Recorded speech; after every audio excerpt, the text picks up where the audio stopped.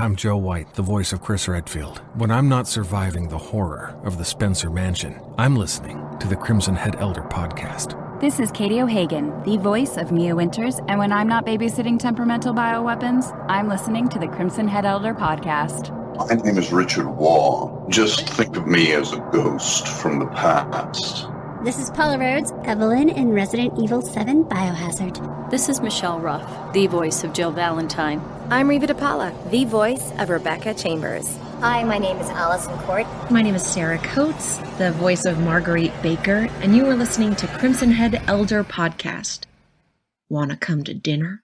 Welcome to the Crimson Head Elder podcast with our very special guest who was part of the teams that created Japanese survival horror classics Resident Evil 4, Resident Evil 5, Resident Evil The Umbrella Chronicles, and Siren Blood Curse. This evening's star guest, writer, designer, and localization for both Capcom and Sony is Eric Bailey. Hi all, I'm doing good. How are you guys doing? We're doing excellent. Well, I'm just so grateful, Eric, that you decided to share your experiences with us working on some of our most favourite survival horror classics. We've got myself, George Trevor, and also from the Crimson Head Elder team, we have BSA Arkley. Hey, good to be here. And with our first question, we also have with us the Oracle Dragon. Hello, everyone. The question is simple and very easy. How did you first get started working in the video game industry, as well as ending up working for Capcom and Sony? I've always loved games. Ever since I was a kid, my brother had Commodore 64 and all that, so that kind of dates me a little bit. Always loved games. The reason I got into programming and stuff like that in the first place was because of games, but when I got a job out of college, it was a programming job in a financial industry. That definitely wasn't for me. Left that, but because I was in Japan and I did have Japanese translation and skills and stuff like that, found a job working as a localizer at outsource company. And they worked with video games and stuff like that. That was kind of how I got my start in video games. And from there, one of the projects I worked on was Onimusha 3. And that's kind of what got me over to Capcom after that. So since then, I was at Capcom. After leaving Capcom, around when they were wrapping up Resident Evil 5, went over to Sony. And from there, I was a game designer. And now I work at Red Flyer Studios, which is a mobile company. So that's the short, abridged version. I can go into as much detail as you guys want, but I think that's probably enough for... That's a great answer. And were you a fan particularly of the Resident Evil series beforehand? Oh, absolutely. Actually, I started with Resident Evil 2, the original Resident Evil 2, not the most recent one. Yeah, the PlayStation version. I was in college, and some Japanese students brought their PlayStation with them, and they wanted to see how I would react to this game. And that's when I first got my introduction to Resident Evil 2. Played through the whole thing. Same day, we also watched the Japanese version of the movie Ring, so I was left with nightmares for about a week, but thereafter. And then I played through the other games, so after kind of visiting Japan, someone had the original Resident Evil on a Saturn, so I got to play through that. When I was an exchange student, someone lent me their PlayStation, and I got to play through Resident Evil 3 there, picked up a Dreamcast for Code Veronica, etc., etc.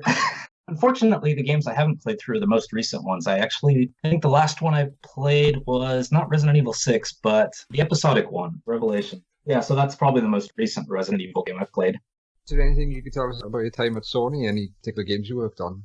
Yeah, for Sony. With Sony, I was more on the actual game team itself, so my productivity went down in terms of the number of titles I was involved in, but started with Siren Blood Curse, and then after that moved to a game called Gravity Rush. After that was Puppeteer, and then Gravity Rush 2, and then a couple of other like prototype things that never got released. You've been working a lot with Project Siren? Yeah, because I was a huge fan of the first two games when they were released here. So when I got a chance to work on Siren, the third one, Blood Curse, definitely had to take that opportunity. Gravity Rush, that's also Project Siren, the developer? Yeah, most of the Project Siren members. So yeah, kind of Gravity Rush was the spiritual successor.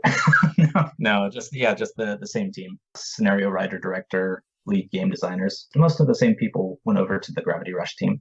All right, this question comes from Resi Evil Chick 96, and she says, Eric, do you have any favorite characters in the Resident Evil series? Oh, yes. This is speak to the fact that I started with Resident Evil 2, so probably other people who did start with that game first are going to give similar answers, but pretty much any character that showed up in that game. Leon, Ada have a special place. And then just an overriding character that's been throughout the series that I love is of course Wesker. It's just awesome. Bad guys are fun. They get to play with the biggest toys and then make the biggest trouble. So And we often hear that, don't we, from the voice actors that play the antagonists, Richard Ward. Yeah, I love being the villain. They have the most interesting stories. And it's true, they do. Exactly, because they're the ones that get to make the messes. Heroes just have to clean it up. So making the messes is more fun. Well, that's a good point. My favourite characters, and I've really thought about it on that issue. I've always found Chris and Leon, I wouldn't say boring, but just perhaps not as multi-dimensional as these complete freaks of nature like Alexia Ashford and Alfred and like you say, Wesker. Might want to take that out. Bad mouthing Alexia. They'll have your head. Oh.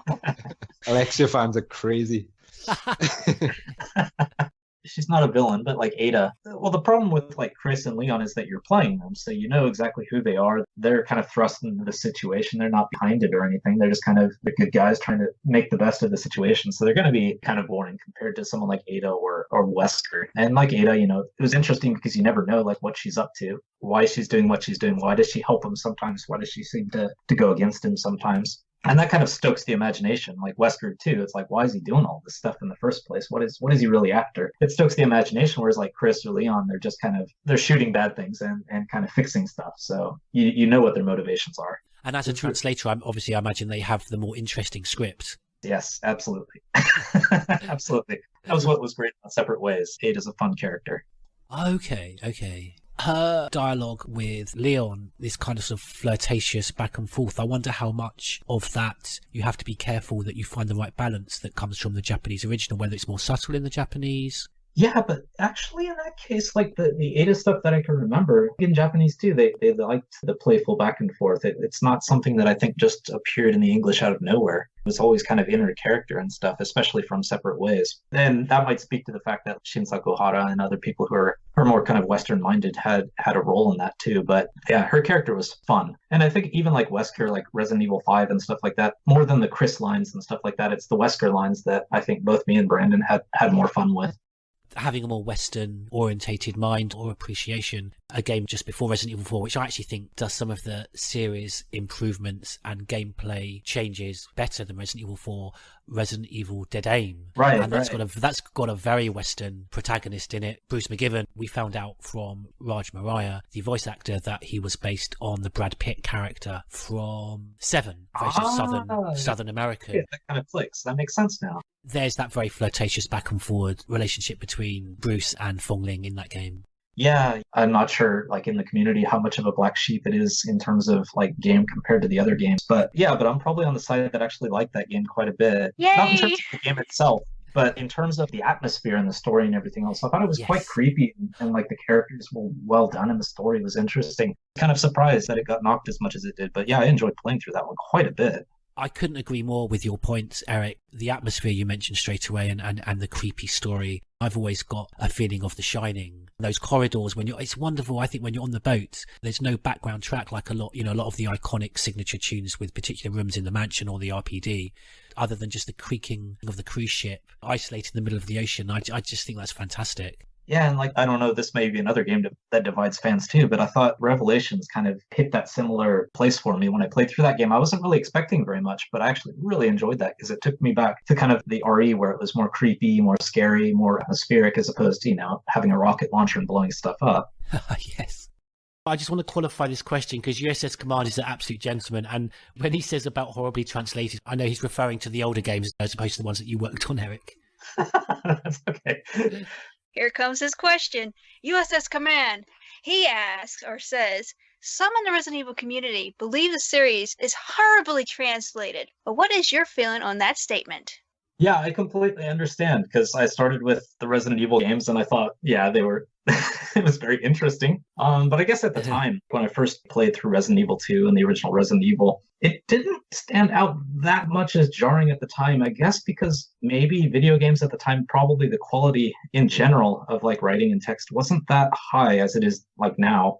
At least at the time, it didn't sound as jarring. But yeah, like going back and playing them now, obviously you can make plenty of videos out of them, the weird statements that they make and Jill sandwiches and all that sort of stuff. But It's hard to say who they got to translate the original games and what that flow was like, but I can imagine that in terms of like Japanese game development at the time, localization wasn't really something that was seen as that important. Like most video game companies probably didn't have a localization team. Capcom had localization people, but I think it was mainly when Ben Judd stepped in and made a localization team that started happening. But it just wasn't taken that seriously. That I think a lot of Japanese companies felt that if they made a good game, that was enough. As long as it makes sense, that's fine. That was probably where they were at in the original games.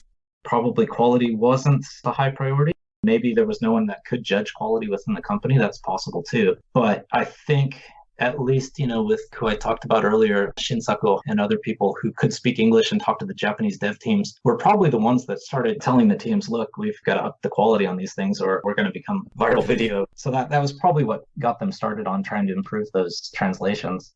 Yeah, and I'm sure it's all to do with the rising production levels of video games. It's gone from slightly more niche when the first Resident Evil game came out, and it's just been encompassed by a much wider and broader mixed audience over the years, and those production values have risen, and they invest more heart into the games and want to get those translations up to match the other higher production levels.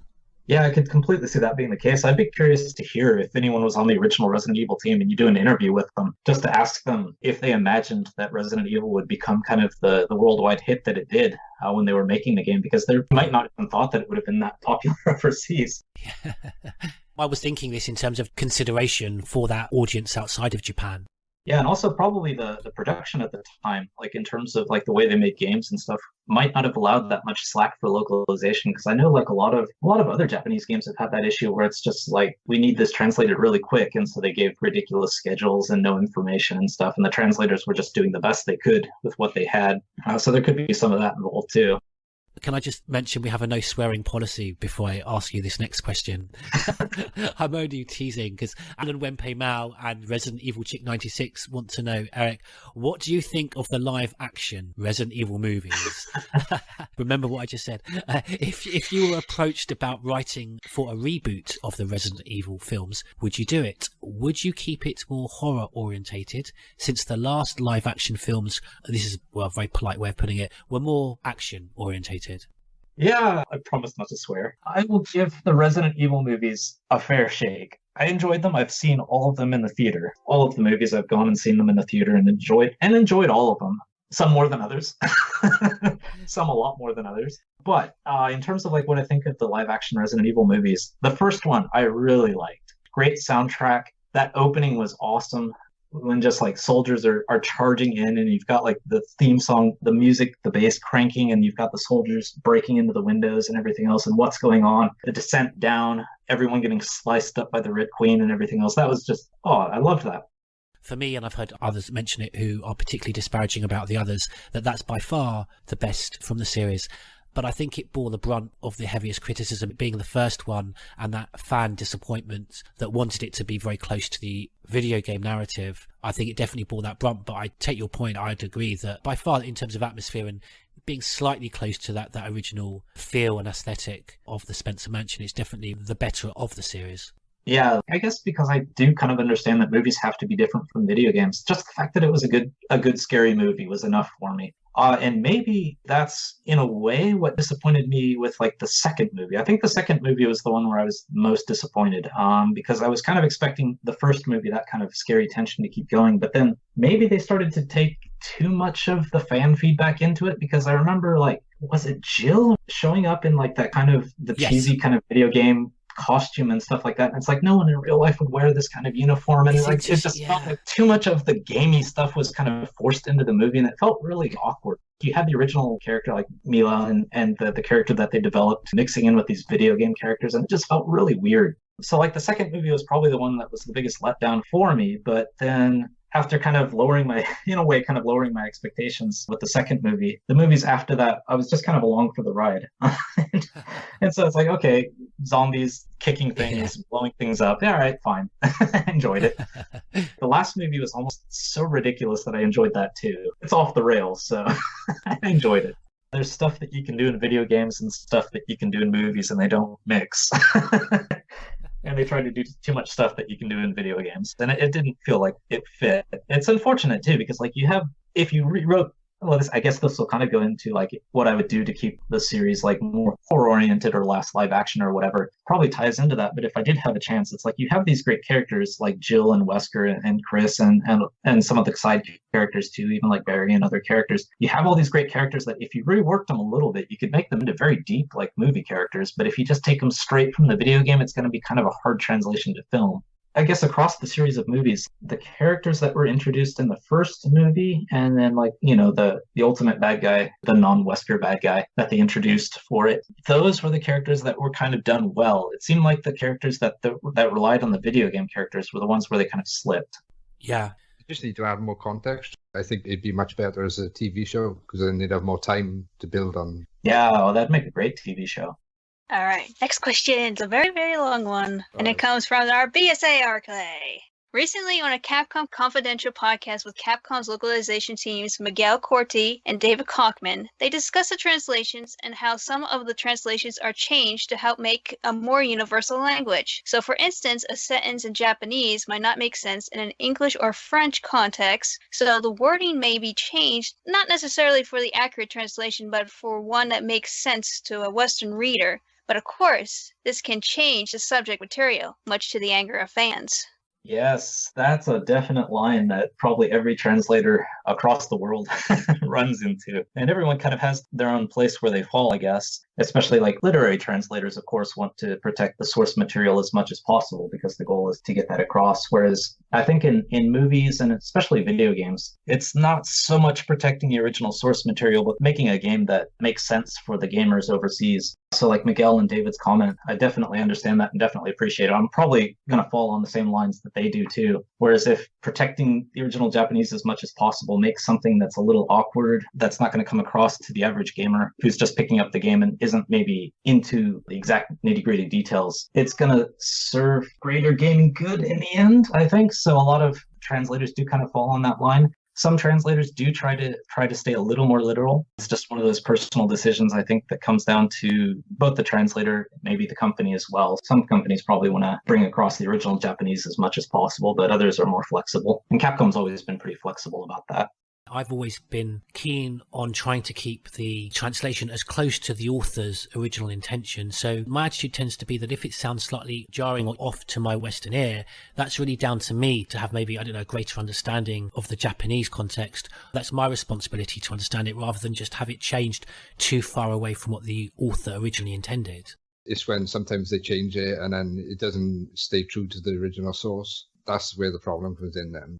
Capcom, were they aware of changes? How do they feel about the changes? Yeah, usually their QA department would look it over, and if it is too different from the Japanese, they might come back and say, are you sure you want to do this? There's another decision that needs to be made there.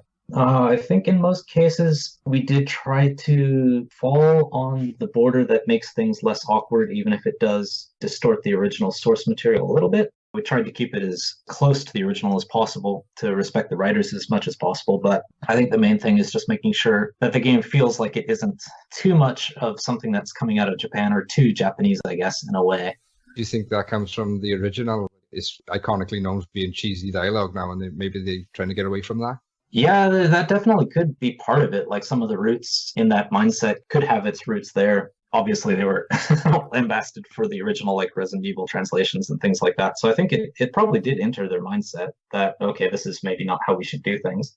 On the same podcast, they also state that the games are originally written in English and then later translated to Japanese, which seems to go against pretty much everything the community has always believed. All the original files are first written in the native Japanese and then later translated by the localization teams. Can you provide any information on this? Yeah, in terms of that, it could be that around the time I left and then Miguel and a few other people came in, like Pete, who's in charge of localization there, they probably started getting onto the development teams more and more. And, all that trust we've earned over the years started to kind of pay back in terms of the teams giving localization more and more access and maybe trusting localization to make more decisions and things like that. So it could very well be the case right now that maybe they give like a kind of a plot direction in Japanese and then the English comes first. That's possible. It could very well be the case that they, for example, have an original Japanese script that gets translated into English. And then if there's anything weird, then the English gets brushed up they record that and then maybe reflect those changes back into the Japanese. That could be what they meant. It's hard to say. If Resident Evil 7 stands out as the first time that the files and the story were originally written in English. Rev 2 was first. I may be wrong then, because I was going to suggest, would it be because was Resident Evil 7 the first time that a Western writer wrote the game? So maybe that would be why. I don't know who wrote Revelations 2. Yeah, that could be the case too. That having like an actual English scriptwriter do the first treatment or something, it could be the way they're going right now, especially because Resident Evil is such a big game overseas. Giving that priority to the English version makes a lot of sense. So that could very well be what they're doing right now. It actually started with Revelations. It started with Revelations 2, yeah. Well, Dai Soto wrote the game. He's Japanese. But like Eric said, I think maybe they just got more confidence or more relationship with the localization team. They're on the podcast and everything now, and they work in the same office. Eric said you was a bit separated. Yeah, it was its own team and everything else. No one was on the dev teams. I think right now they actually do go down to the dev teams and stuff. It's just one of those things step by step. Like when the localization team was first there, probably nobody knows why they need a localization team in the first place. As that benefit of having that team gets kind of proven over the years, they probably just give them more and more responsibility and trust them more and more. So they're probably in a very good place right now where they can actually go down to the teams, make decisions. They're probably even involved in creative meetings, everything else right now. It's a good idea, though, to bounce back and forth between the different languages before you actually finalize a script. Oh, absolutely. Going back to your work with the Resident Evil series, we have a question here from Alan Wempe Mao from New Jersey and our very own BSA Arkley over in Wales. And they ask, did you work in a team with Capcom's Japanese writers when translating, or were you left to your own devices? Did this differ between productions of Resident Evil 4, 5 and Umbrella Chronicles? Yeah, that's an interesting question. It definitely depends on the project. In most cases, Capcom's localization team, I think they've changed. More recently, I think they're more embedded with the teams now, but at least at the time, the localization team was still kind of its own department. So usually once the Japanese script was starting to get wrapped up, or at least was kind of close to getting wrapped up, is when they would start feeding us some of the translation work to be done. So in that case, there wasn't too much we could do to change the original script or anything, but at least the teams were available. So if we had questions like, what's going on here? What did you mean by this? We were definitely allowed access to that. So it's definitely better than the far past when you would send translations out to another company and with no context or information whatsoever, and they do what they could and then send it back. It was definitely a lot better than that. That method you referenced, are you aware specifically that that's what they did for the first couple of Resident Evil games? Because, the translations of those in-game files always do throw up errors when they're compared to the Japanese originals. It could have been internal or something, but it does seem like that's a definite possibility that they were given to someone to translate without the context of what's going on. Yeah, just particularly that point you said about the context. If you're translating and you're not aware of the narrative that you're using, I think that actually connects with the particular errors that we have noticed over the years. Yeah, and especially with Japanese, one of the things that's trickier about Japanese than maybe some European languages to English is that Japanese is a very abridged language. So they leave out subjects and things like that all the time. So you don't even know if it's a he or a she or a they. So context is very important. You basically get verbs and adjectives and you're trying to make sense of them. Yeah, I sent off translation to a professional before, and he was supposed to have been captain, and it came back commander, simply because they didn't know the context. It should have been captain. Yeah, that definitely happens in Japanese.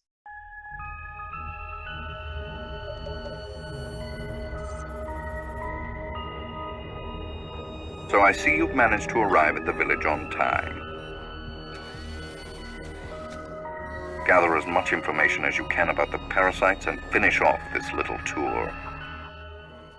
The next question's from Negan's Bat, and he asks, how did you approach the writing for Separate Ways, and how much influence did Capcom Japan hold over you? I like the username, by the way, Negan's Bat. Oh, that's cool. So yeah, the writing for the Separate Ways. For that, it wasn't so much writing, it was translating again. But with that, the person in charge of the writing on the team and at least interfacing with localization, Shinsaku Ohara, worked pretty closely with us. So I had all the information I needed to translate that one. In terms of how much influence did Capcom Japan hold over me, I guess in that sense, Shin, he's perfect English, everything else. So he's able to look over the script, and if he spotted anything that was kind of fishy or anything, he could get back to me on that. So that was actually a great help having them there on that team. It wasn't pushing or anything, so it wasn't like Capcom Japan's lording over me or trying to influence the translation or anything like that. But it was very helpful to have him there, and that was a great project to work on. should give credit as well to the editor at the time, Brandon Gay. He was there with me, and he's a huge Resident Evil fan, far, far, far beyond me. So having him there was also very helpful. So having that triple team on that project and some of the other RE projects made it a lot easier to work with RE than even some other Capcom games for translation. It's fantastic DLC, Separate Ways, such an iconic character, Ada Wong, and I mean, that must have been such great fun working on. Yeah, especially, like I said, starting from Resident Evil 2, Ada has kind of a special place. So that was a nice start. Absolutely. Well, sticking with Resident Evil 4, Yoke from North America, he asks, you worked on the team behind the Resident Evil 4 DLC, which showcases Ada Wong, Separate Ways. Do you know why Separate Ways was written? I have seen people suggest it was to make RE4 more relevant to the rest of the story in the series. Yeah, with Resident Evil 4 moving from the GameCube to the PlayStation, having extra content to kind of justify its existence is probably part of what got that extra content greenlit in the first place. And then in terms of choosing Ada, well, obviously the Leon connection, and then kind of going back to RE2 and bringing Ada back is probably behind that. Like, it was probably the character that made sense to kind of do a separate story on. Yeah. Yeah, to make it more relevant, to kind of bring what Wesker's doing, what Ada are doing, you know, while Leon's doing this stuff in RE4. It makes sense as a content decision. Okay, next question comes from BSA Arkley, and he asks, when translating source material, and you do have to change a line due to a language barrier, how does Capcom view this? For example, in Resident Evil 5, the English version suggests that the number of test subjects for the Wesker project were limited to 13. However, the Japanese version suggests that there could have been more. Also, in Chronicles, Wesker's Phoenix line was added to the English version. Which one takes precedence in terms of being canon? Do Capcom even consider having a series canon? Yeah, that's an interesting question. In terms of stuff like that, usually we would try to be as close to the source material as possible, especially when it comes to numbers and names and things like that, because if you translate something wrong there and it gets used somewhere else, then that link kind of gets broken and things stop making sense. So usually we would try to protect that. So it could very well be just something where maybe originally it did say 13, but it got changed later, or all sorts of things could happen. But in terms of like canon, because the writers are Japanese and they are working on the Japanese version, I think the safe way to go is to think of the canon as the Japanese version, because English obviously is translated from the Japanese, but the source is always Japanese. So in terms of which one's being protected as canon, I think the Japanese version. Although if there are, probably with localization now, if there are things in the English that weren't in the Japanese or are a little different, then the localization department probably would mention that to the team. And then maybe the team could incorporate that in the Japanese. There could be some back and forth going there now. But in terms of having a series canon, I'm not sure exactly how far the dev teams go into making sure that they have a canon. I know they try to protect it as much as possible, even though writers and translators change over the years. At least on the localization side, I know there were glossaries and things like that, like this character's always named this or spelled this way. This is always referred to as this. You know, all those sort of like the kind of dictionary, the RE dictionary existed. But in terms of actual canon itself, probably the major details are obviously written down and kept track of, but maybe some of the minor things that the original writer might have thought of that got lost over the years, those things probably do exist.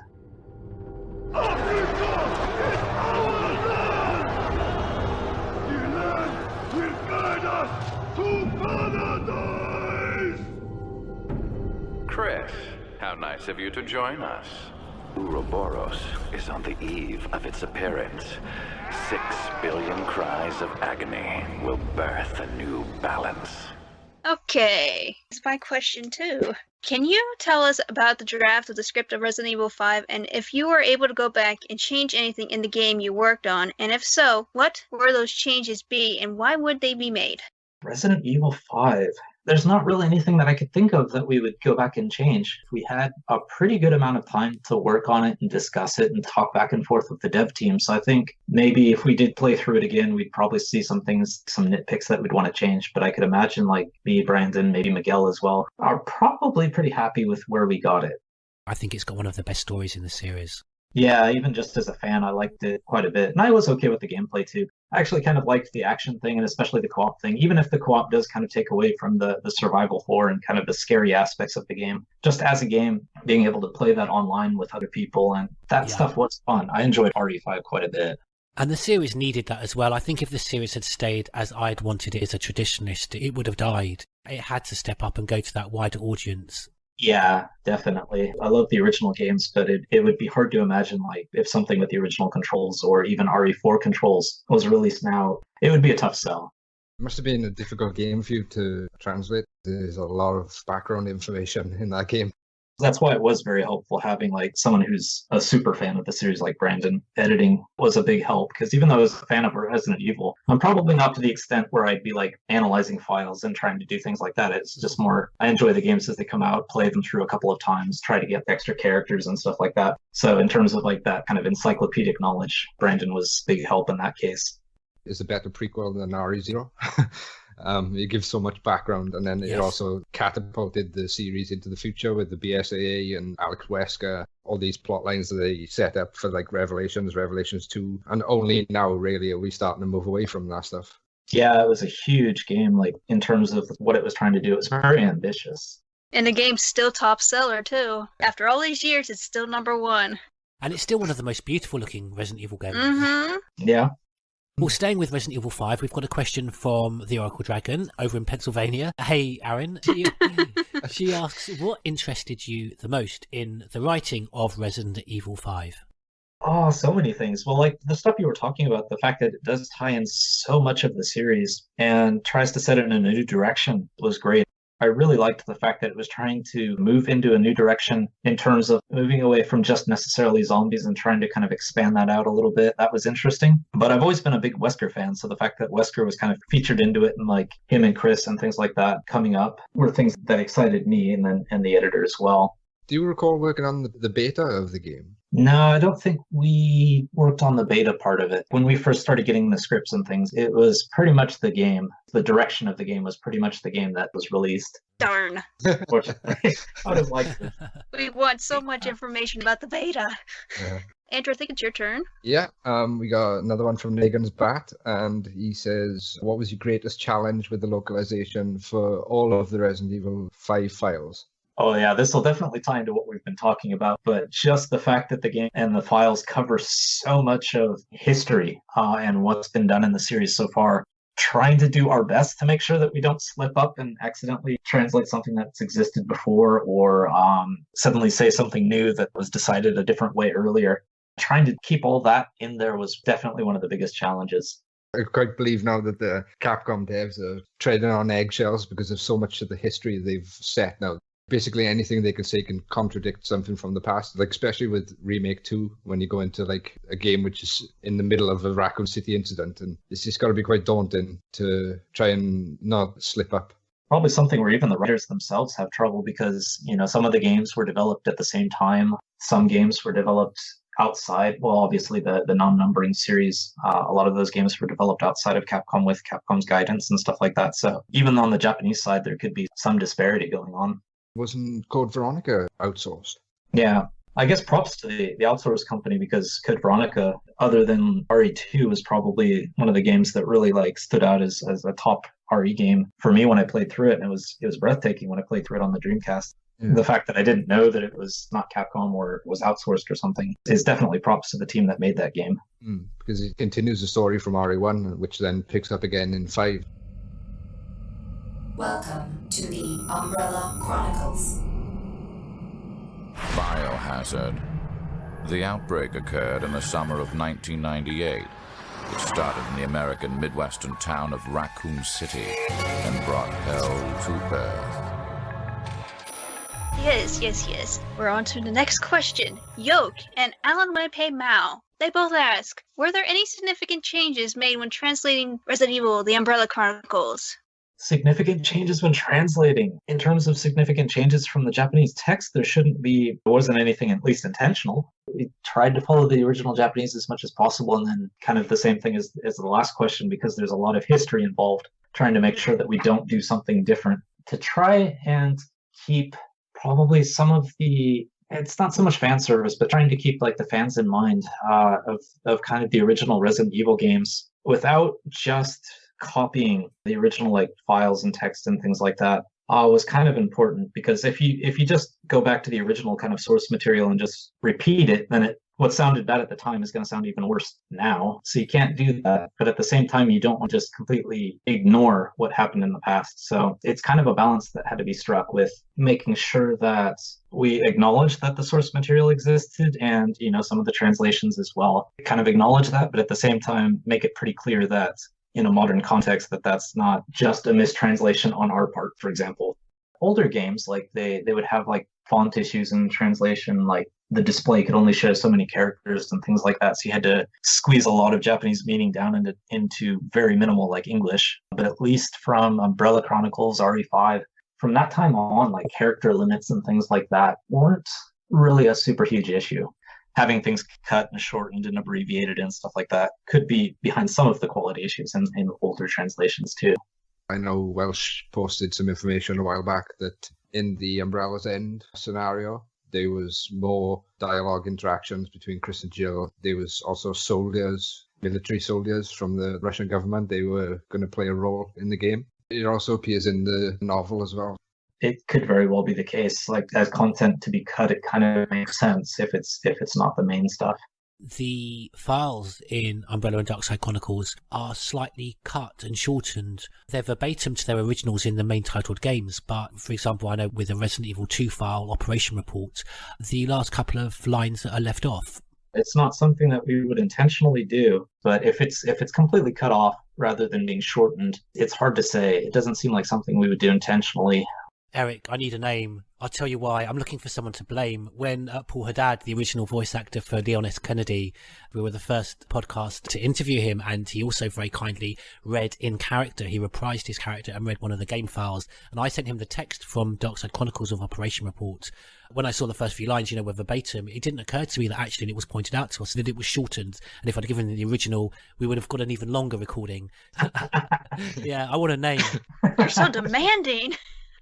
Wish I had a name to give you, but yeah, if it was something that was a problem in the English, then it's probably me and Brandon's fault. But it's hard to say like why that would have happened. But we're making up for it now. Trying to, yeah.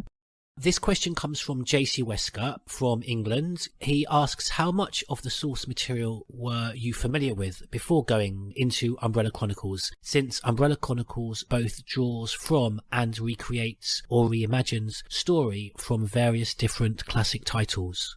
Yeah, so up until Umbrella Chronicles, I played every Resident Evil game, even the Gun Survivor games. I played through all those, so I knew all the source material. Not in terms of replaying the game and really having it like memorized, like some people would have, but at least in terms of knowing all of the games and having played through them multiple times and knowing the story and stuff. In terms of more of the detailed stuff, again, that would be the editor, Brandon. He was much more into like remembering things, so he would have been the one that would have been most familiar with the source material and making sure that it stays true to that. He's a super fan too, so he would have wanted that connected as possible to the original games because he appreciated those as well. It's always wonderful when there's someone that works on the series that is such a big fan to begin with. I'm sure that helps a lot just with, with your passion and wanting to keep that translation as accurate as possible. It definitely brings things up. Like if you are a fan of something that you're translating, even if something's unclear, it kind of sends a flag up into your mind. It kind of prompts you like, I should find the answer to this question because it'll probably matter. It does add that little extra push that gets you to talk to the dev team and find those answers, where if you aren't familiar with the material, maybe you just translate it and kind of move on. Yeah, absolutely. Definitely.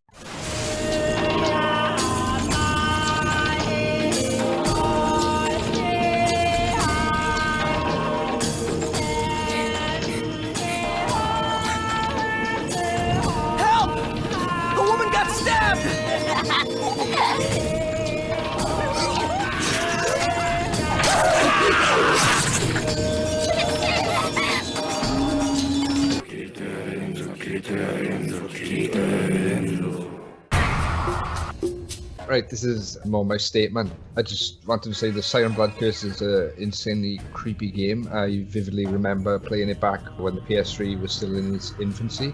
The voices and the way the enemies moved really sent shivers down my spine. It was one of the last video games to actually scare me. There seems to be strong vibes of Evil Dead within these games.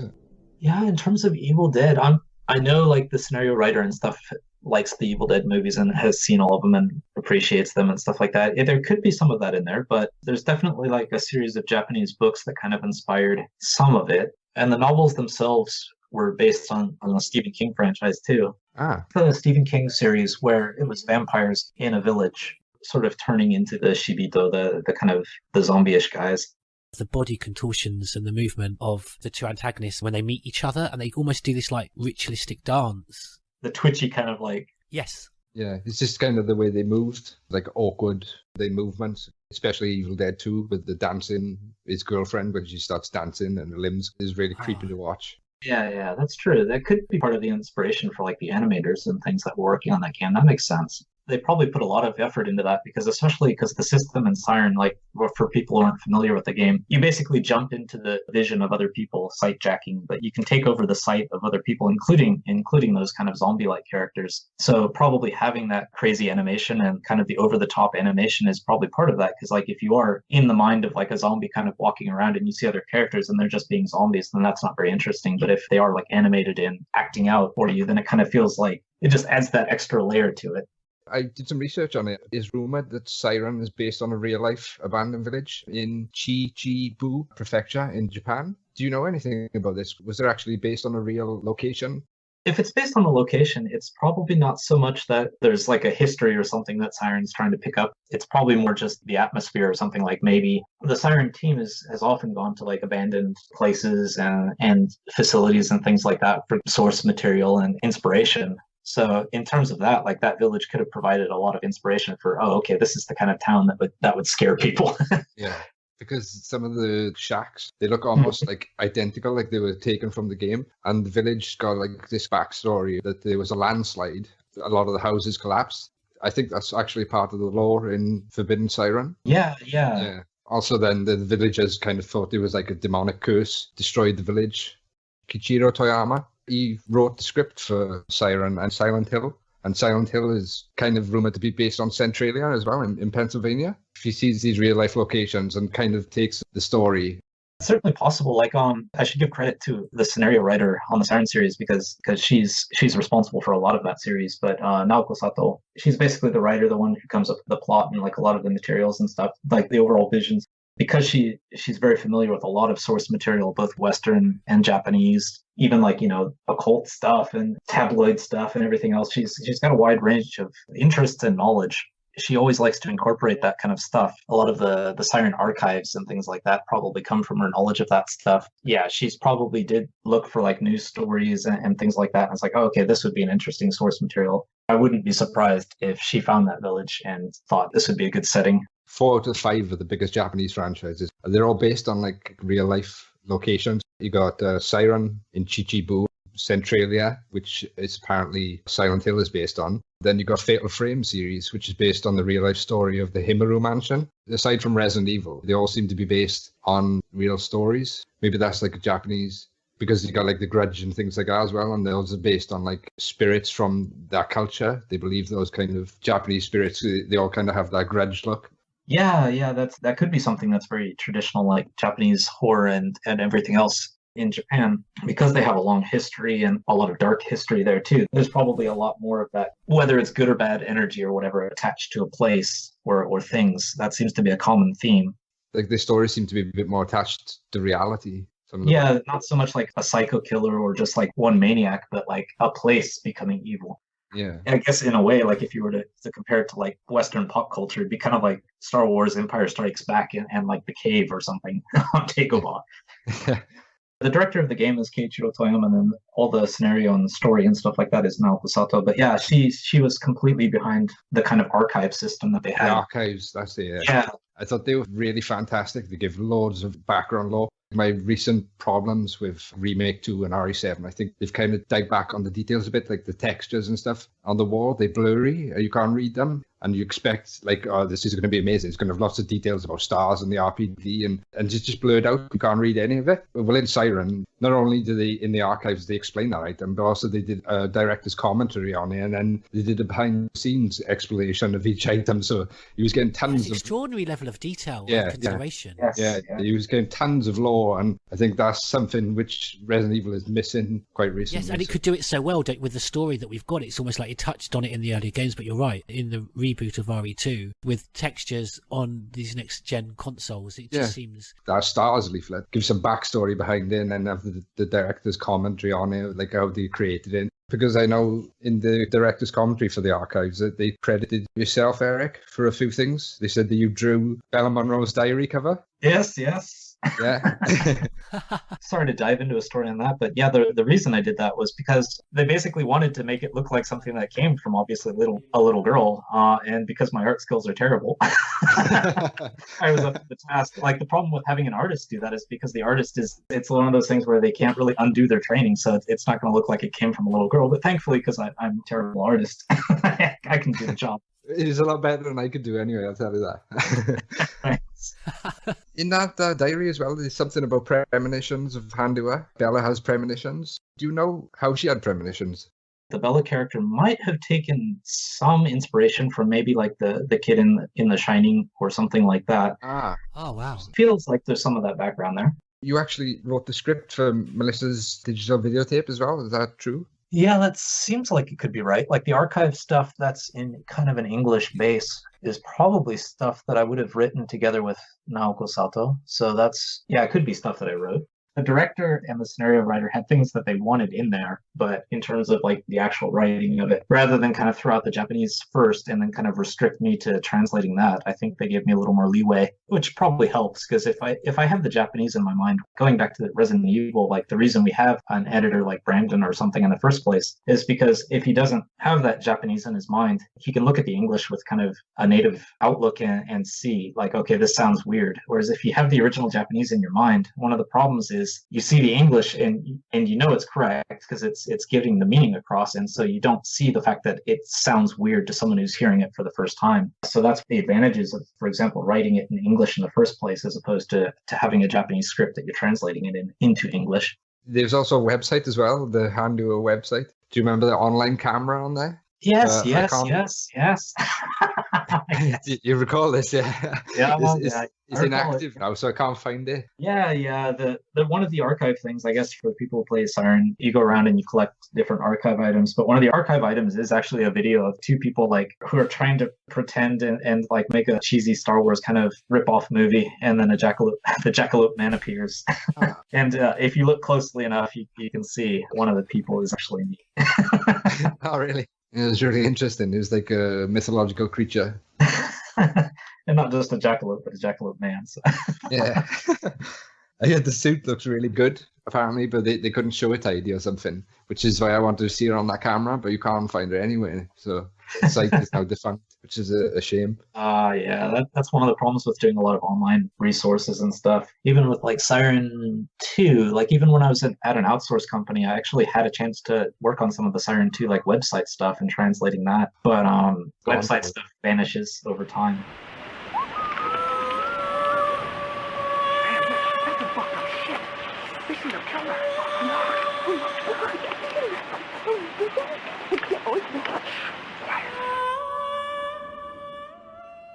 Raising my hand up here. I don't know why, I'm just raising my hand. That doesn't work for radio. All right, next question comes from Kira. The question is, were you or are you now familiar with the first two Siren games prior to Blood Curse? And if so, what do you think of them? Oh, yes. The first two Siren games, I was definitely familiar with them prior to Blood Curse. The first Siren game, if you can look it up, the original commercial that they aired on public television for advertising Siren is absolutely frightening. But when I saw that, I fell in love with it and had to get a PlayStation 2 just to play Siren. It sounds like they were really quite impacting. Yes, they were. Quite scary. Actually, the advertisements were so over the top that in Japan, I think they actually ordered them to take them off the air because they were just too much. So that's actually what got me to buy a PlayStation 2, and that was my first game on it.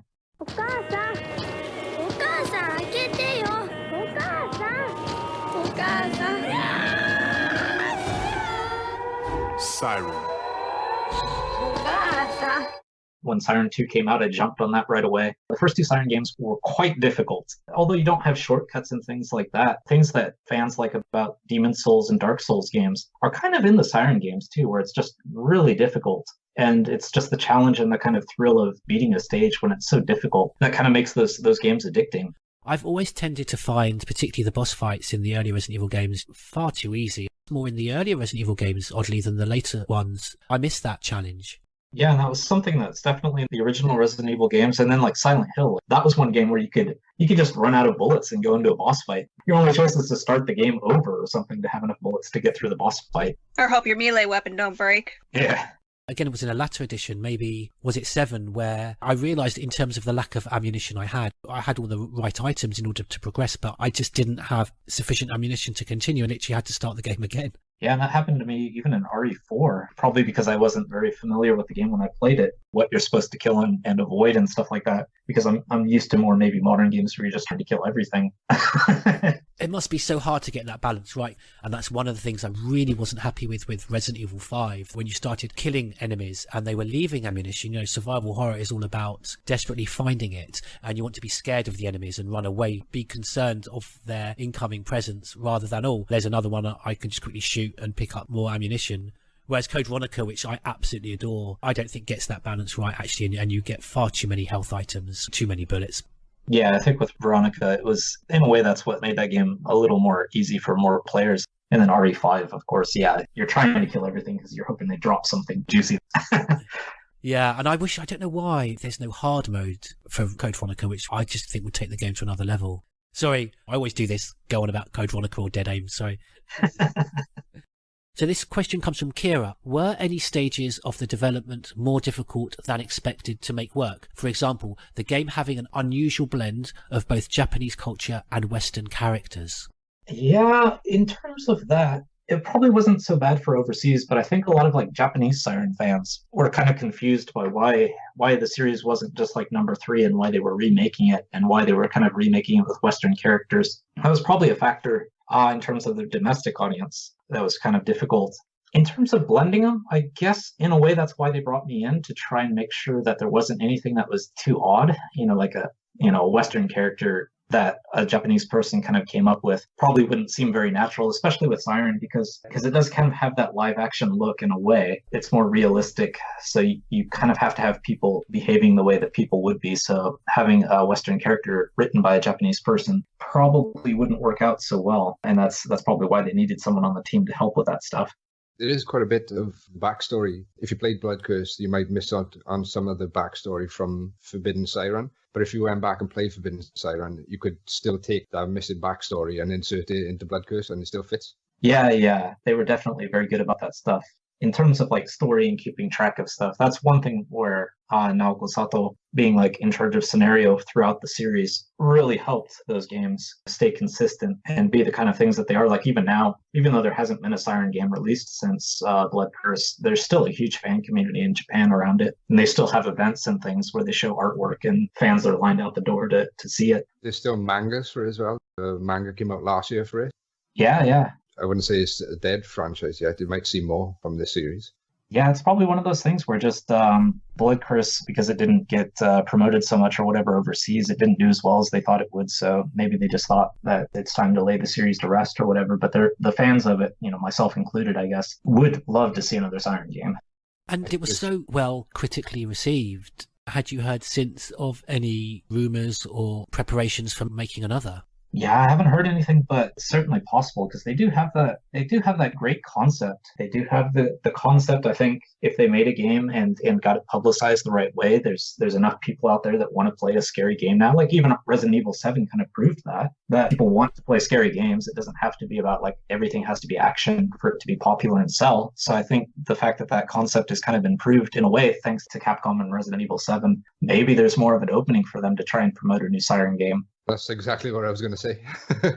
Fingers crossed. I would love to play another Siren game, especially working on Blood Curses, that I couldn't play it as a fresh player and be scared by it, because I've seen it in development. So that was one of the bad things. But if they made another Siren game, that would be great, because I could play it again as a player. Yeah. So you're already aware of the jump scares and things before they came. Yeah. Get ready, get this thing ready, get ready to run here. The problems with Resident Evil 4, when I first joined Capcom, that was my first job, so to speak. Even the first month that I was there was the European testing of the game. They had European testers, and I was there to kind of help interpret between them and the team. And so I got to see Resident Evil 4 played over and over again by 4 people. So it was kind of hard to jump in and want to play the game as a fresh player. So that's why I put it off for so long. One of the things I just loved, I thought Siren did so well, was the perspective of the enemies as they hunt you down. I've really enjoyed the mechanic Resident Evil 4 when you play as Ashley hiding, and they very much took that to Resident Evil 7. But I thought you did really well when you're hiding from those enemies, that you can see the perspective of the enemies and not just their viewpoint, but you can hear what's going on and you can hear the insanity in their mind, and almost felt a bit of empathy for them when you can, feel almost and hear what they're going through. Yeah, that was a brilliant system, because you're hiding, so you're vulnerable and you're in their heads. So if you do get spotted, you actually get to see yourself spotted, and that's one of the worst moments that can happen in that game. Because then you panic and start running, and then you run into other ones. They turn and look at you, and then they're looking at you because you and you hear them react. See you.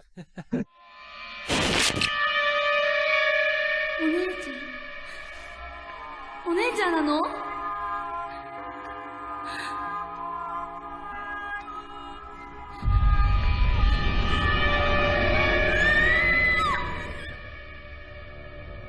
Lone Wolf Kai says Japanese survival horror is how I would describe Siren. Do you think Resident Evil 4 should have been more like Siren? And if so, what elements from Siren Blood Curse would you like to see in the next Resident Evil game? Oh, that's a great question. Yeah, that's a tough one to answer, because they've kind of gone in different directions. Like we've been talking about, Resident Evil 4 and beyond have been more, maybe moving into more of an action direction at least until 7. It's tough because, I think Resident Evil, in a way, moving into a more action direction is probably what allowed Resident Evil to be popular and get more gamers into the game, as opposed to something like Siren or maybe even Fatal Frame, games like that, even Silent Hill, I guess. But yeah, games like that where it's more horror dependent, and there's just fewer players that want to play those kind of games, I guess, at least until recently. So Resident Evil 4 moving in the direction it did is probably the correct choice, at least from a business perspective. And it's thanks to that we have party games that we do. So it's tough to say that, even though as a player, I would prefer scarier games, because we talked about Dead Space and Outlast and stuff like that. And all those are games that I love. Anything that's scary is a game I love. So just as a player, I would prefer Resident Evil be in a scary direction. But I think in terms of getting the popularity it did and helping Capcom the way it did, they probably made the right decision with it. In terms of elements from Siren to be in the next Resident Evil game, that's a tough one. But if they could do something that would put you into the perspective of the enemies that you're fighting, that would be great. Even if you're playing an enemy or something, even just a short sequence or something, that might be a cool way to go. All right, this one comes from Dark Moon. How does translating Siren, which has a lot of bases in Japanese mythology, compare to one that's got more Western setting and characters like the Resident Evil series? Yeah, this is a good question. I can say right now, the biggest difference is that it's much more difficult. With a game that has more Western setting and characters like Resident Evil, you can kind of rely on what sounds right in terms of Hollywood movies and games and action games and stuff like that. And it translates better. When you have the final results in English, it's something that makes sense to a lot of people. But when you have something like Siren, the tricky thing is it's like you have to strike this balance between, we've talked about this before in some of the other questions, but like how far you go in making something that makes sense to a broad audience as opposed to something that preserves the original source material. And with Siren, because it's so Japanese, I guess is the way to say it, because it takes place in a Japanese village, Japanese curses, a lot of Japanese folklore, everything else, you can't westernize it too much, because then it would just it wouldn't make sense as a game. So you do have to protect that Japanese stuff, but how do you do that in a way that still makes sense to someone who's only seeing this in English and doesn't have that background? And I think with Siren, the balance we struck, at least with Blood Curse, is a pretty good balance, but there's probably going to be elements in there that don't make sense to people who aren't familiar with Japan, and there's probably elements where someone who's familiar with Japan, it's too westernized. Whoever had to translate Fatal Frame stuff would probably come up with similar issues, but a lot of that's very, very Japanese. So the kind of ghosts that come at you and why they're scary and all that sort of stuff is very rooted in Japanese stuff. So it's creepy. I mean, obviously, wherever you go, a ghost coming at you is going to be creepy, but just without that background, there's probably a different layer of fear to it. Eric, this question comes from Dark Moon again. Do you ever play the games you work on after release? If so, have you ever gone, whoops, at something that's been done or maybe you've done? Oh yeah, absolutely. Yeah, I've played every game I've worked on after it's been released. Always buy them and play them. Even Resident Evil 5, that's one of the things because it had the co-op mode. That's what me and Brandon, the editor, we played co-op together through the whole game and enjoyed it. But it's tough to see your own work when it's done because you can look back on it, and especially if you've had some time to relax and kind of get the reasons for why things were done the way they were done out of your head, and you can kind of play it as a player again. Yeah, there are definitely whoops moments. It's probably one of those things where I try to strike it and not think about it too much, because if I dwell on it, it's going to bother. You bury that, yeah. But there are definitely whoops moments after anything I've played, and it's like, why didn't I do this, or I should have done this? Yeah, it's tough not to criticize the stuff you've worked on after you played it. Another question from Yoke and USS Command. They both ask, what is the hardest thing you had to translate to another language but still kept the meaning?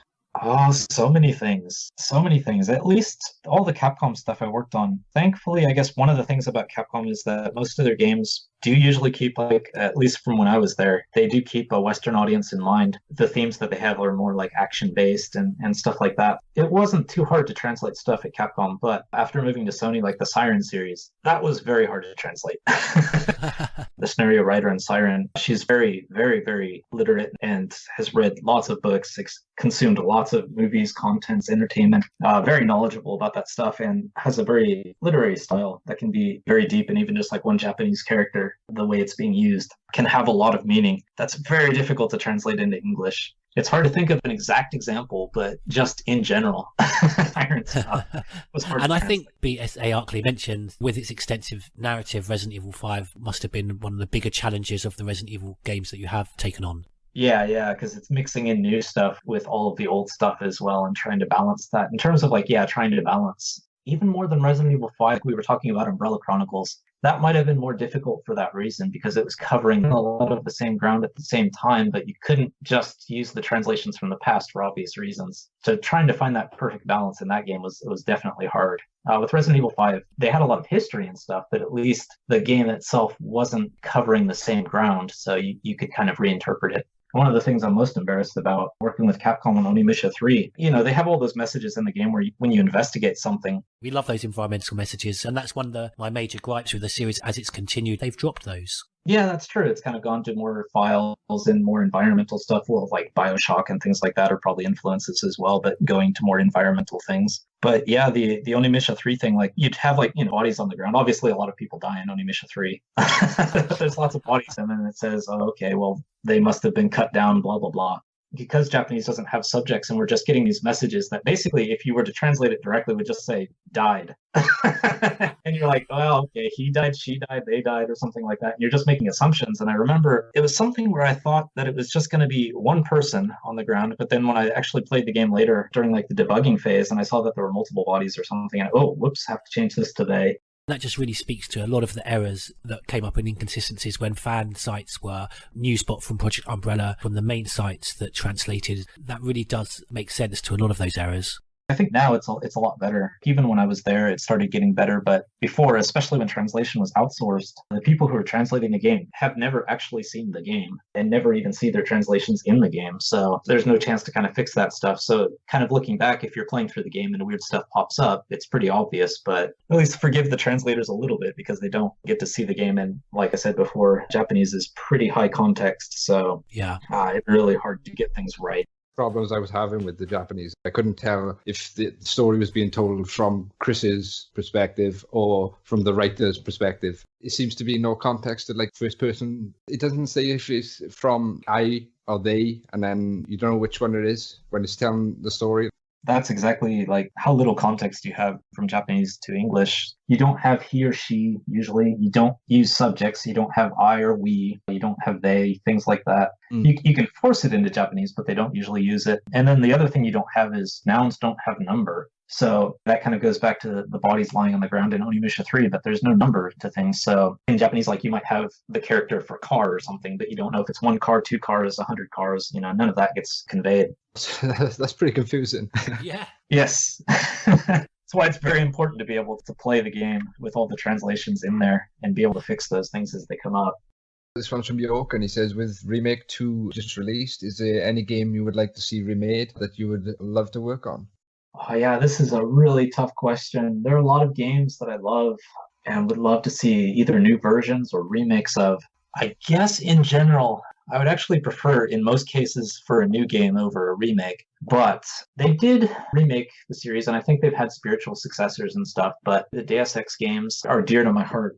They do follow-ups that are excellent. But to be able to work on a Deus Ex game would have been awesome. Also, System Shock, any of those games too. But I'll go for a more obscure title. There's an old horror game called Undying, which is based on a Clive Barker thing. I think Clive Barker worked on that game, and that was very, very creepy. I didn't know about the game until someone recommended it to me, and I actually played through it, and it was quite scary, but I don't think that many people knew about it. And it was great. It would be awesome to see that remade, because there's so much potential in there. It was very creepy. Clive Barker, he did the Jericho one as well. Yeah, the Jericho one was all right. Yeah, I was going to say. Okay with that one. The Jericho one didn't seem that good.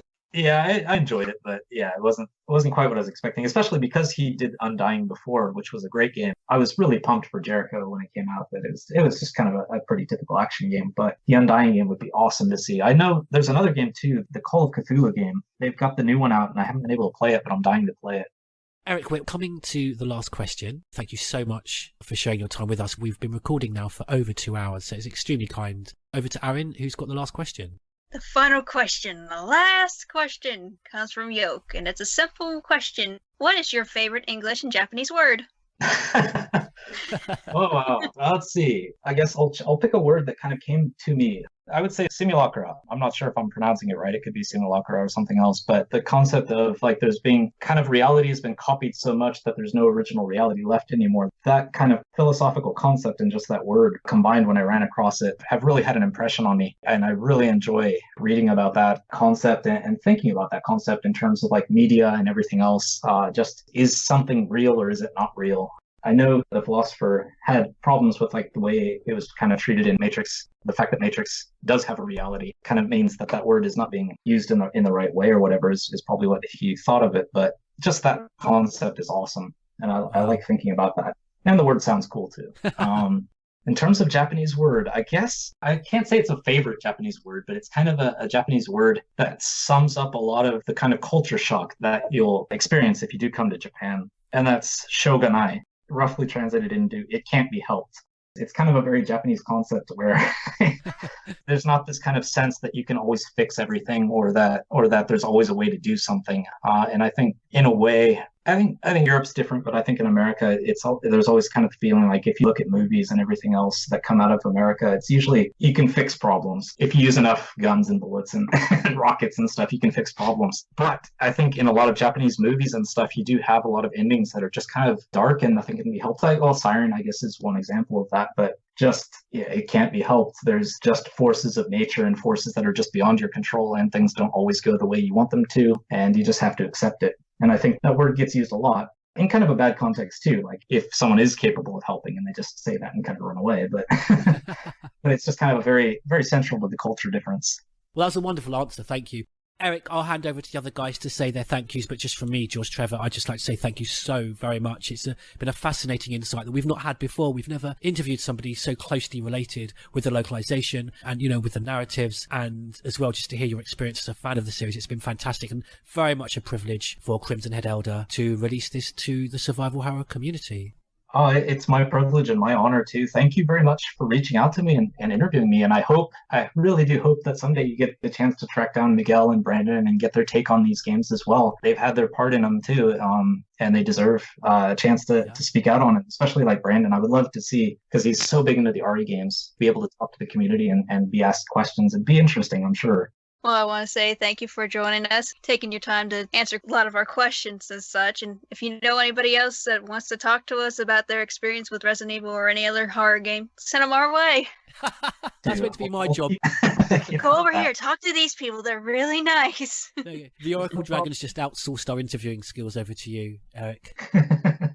Just echoing what George said, thank you very much. Fascinating to get behind the scenes with the localization stuff, and I really appreciate you taking the time to answer some of my questions as well on Siren. Oh, you're very welcome, and thank you for the Siren questions. That's a game I do wish more people would play, so... And I apologize in advance for not being able to give more detail. I know you guys want more detail, but it's one of those things where just 10 years of time have kind of made a lot of these things slip from my mind. So you probably know a lot more about some of these things than I do. Well, we'll let you go and enjoy the rest of your Sunday. Thank you so much, Eric. Okay, you guys have a nice day Thank you. too.